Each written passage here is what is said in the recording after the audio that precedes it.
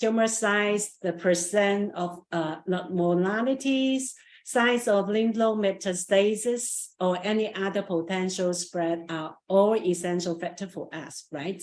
Now, MRI is the most precise imaging modality for evaluating the cancer state, and the sensitivity as high as 100% in some period studies.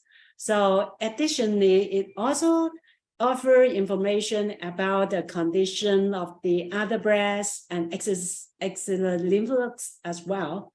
Moreover, when the patient sometimes has a non-mesenchymal tumor pattern, the tumor size cannot be adequately assessed under ultrasound or mammography, but it will be greatly enhanced by the MRI. As many people debate whether an MRI should be done following chemotherapy and before the surgery, as we know, accurate surgical planning is very important, not only to determine patients are suitable for breast conservations, treatment, or mastectomy, but also to decrease the positive margin rates and decrease the surgical re-excision rates.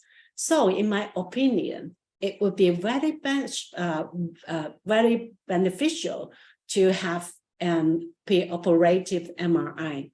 Although it is still limitation, including overestimation and underestimation in some circumstances, it remains the most accurate imaging method to help assess tumor response to chemotherapy and to plan surgeries.